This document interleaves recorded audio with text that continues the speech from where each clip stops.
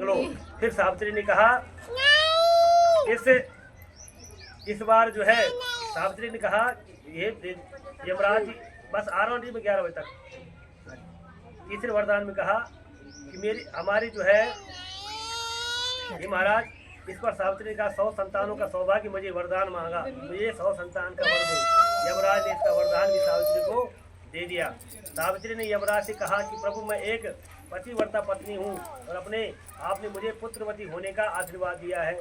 ये सुनकर कि यमराज को सत्यवान के प्राण छोड़ने पड़े और यमराज वहाँ से अंतर्ध्यान हो गए। सावित्री उसी वट वृक्ष के पास गई जहाँ पर उसके पति मृत शरीर उसका पड़ा हुआ था। सत्यवान जीवंत हो गया, उसका जीवन दोबारा से प्राप्त हो गया और दोनों पति पत्नी खुशी खुशी से अपने राज्य की ओर चल पड़े। दोनों जब घर की ओर पहुंचे तो माता पिता को दिव्य ज्योति प्राप्त हो गई। इस प्रकार से सावित्री सत्यवान को चिर काल तक जो है राज्य सुख भोगने लगी। अतः पतिव्रता सावित्री के अनुरूप में प्रथम अपने सास ससुर का उचित पूजन करने के साथ ही अन्य विधि विधानों को प्रारंभ करने लगी। व्रत सावित्री व्रत करने से, इस कथा को सुनने से उसका उपवास की वैवाहिक जीवन में जीवन साथी के साथ में आयु पर किसी प्रकार का कोई संकट नहीं आया और वह टल गया। पौराणिक कथा आती है, पौराणिक कथा में कहा गया है कि पौराणिक कथा के अनुसार मद्र देश में एक राजा अश्वपति रानी मालवी कोई संतान नहीं थी। उन्होंने भी देवी सावित्री का कठोर तपस्या की, जिसके फलस्वरूप उन्हें एक अत्यंत तेजस्वी कन्या की प्राप्ति हुई। राजा ने कन्या का नाम सावित्री रखा। जब सावित्री विवाह के योग्य हो चली तो उसने स्वयं अपने लिए सत्यवान को अपना पति चुना। सत्यवान सलवा देश के राजा धूमसेन के पुत्र थे, जिनका राज्य छीन गया था और वे जंगलों में साधारण जीवन व्यतीत करने लगे। नारद मुनि भविष्यवाणी विवाह से पूर्व देव ऋषि नारद ने अश्वपति को बताया कि सत्यवान गुणी और धर्मात्मा है, लेकिन उनकी आयु बहुत कम है। विवाह से ठीक 1 वर्ष बाद उस सत्यवान की मृत्यु हो जाएगी। ये सुनकर के राजा बहुत चिंता में पड़ गया, लेकिन सावित्री ने कहा कि वह सत्यवान को अपना पति मान चुकी है और अपने निर्णय से पीछे नहीं हटेगी। अतः दोनों का विवाह निश्चित होकर रहेगा। जंगल की घटना, सावित्री अपने पति के साथ में जंगल में रहने लगी और एक आदर्श पत्नी की तरह अपने सास ससुर की सेवा भी करने लगी।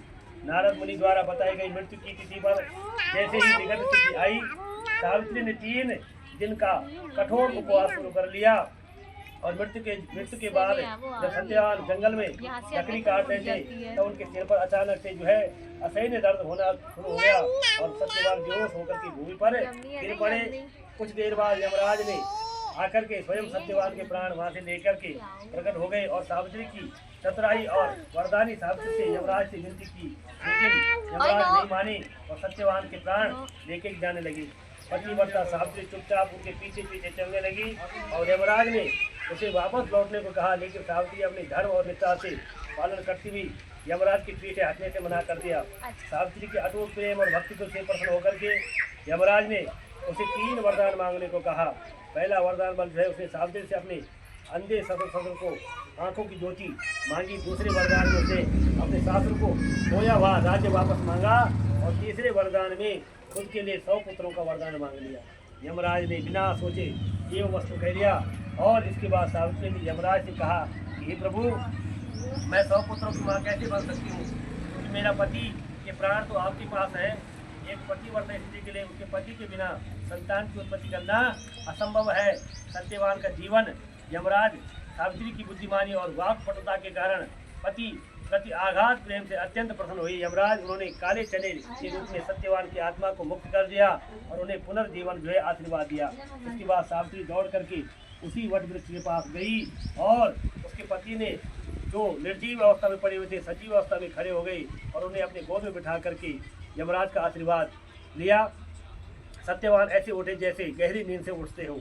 वट वृक्ष महाउत्सव यह है कि जिस दिन बल जो है सभी माता बहनें अपने पति की दीर्घायु कामना के लिए अमावस्या की शुभ तिथि पर जो है इस महाव्रत को करती है, निश्चित ही उनकी पति की दीर्घायु होती है।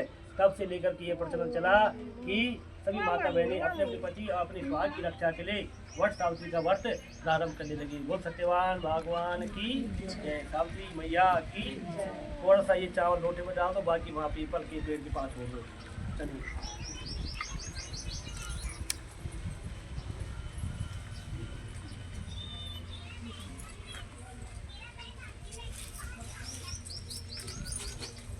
अपनी जोत उठाओ, थोड़ा सी जोत उठाओ।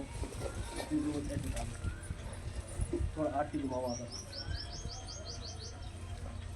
ओम जय अम्बे गौरी मय जय श्यामा गौरी मय जुको नित दिन ध्यावत मय जुको सदै मन हरि ब्रह्मा देव जी। ओम जय अम्बे गौरी मांग सिंदूर विराजत दीपो मृगमद को मय दीपो मृगमद को उज्ज्वल से दो नैना निर्मल से दो चंद्र बदन नी। ओम जय अम्बे गौरी कनक समान कलेवर रक्तांबर राजे मय रक्तांबर राजे रक्त पुष्प गल माला लाल फूल गल माला कंठन बल गाजी। ओम जय अम्बे गौरी हरिवाहन राजत खड़ग गबरधार मय खड़ग गबरधारी सुर नर मुनि जन देवत नारद मुनि जन देवत जन के दुखारी। ओम जय अम्बे गौरी आनंद कुंडल शोभित नासाग्रे मोती मय नासाग्रे मोती कोटि गजेंद्र दिवाकर कोटि कोटि सूर्य प्रभाकर समराजन ज्योति। ओम जय अम्बे गौरी शंभन शंभ विधारी मय धातुर घाती मय धातुर घाती तुम्र विलोचन नैना मत विलोचन नैना निजन वदमाधि। ओम जय अम्बे गौरी दंड मुंड गंगारे गौणित बीज हरे वै गौणित बीज हरे मधु कैटभ दो मारे दानव दल संगारे दुर्भयहीन करे। ओम जय अम्बे गौरी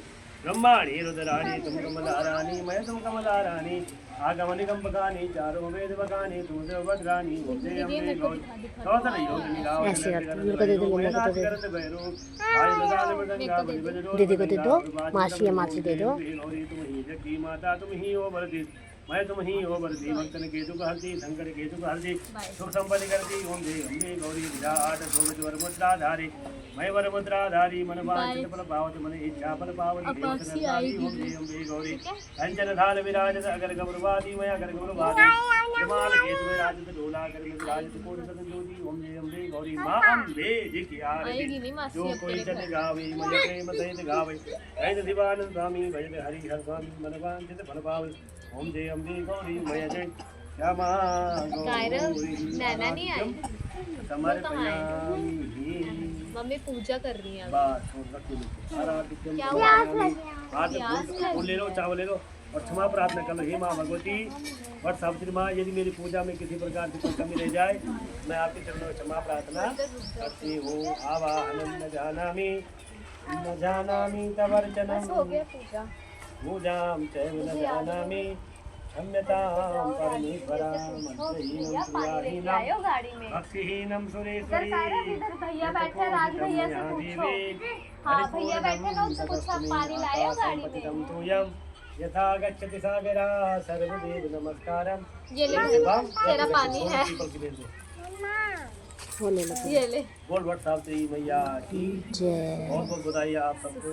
आपकी स्वास्थ्य की रक्षा हो आपके घर परिवार की रक्षा हो माँ सावित्री का आशीर्वाद आप सबकी ओर बना रहे आपके सबकी संतान ज्ञानवान बने आप सबके पति की दीर्घायु हो ऐसा आशीर्वाद संत हो। आप स्वागवती भवा पुत्रवती।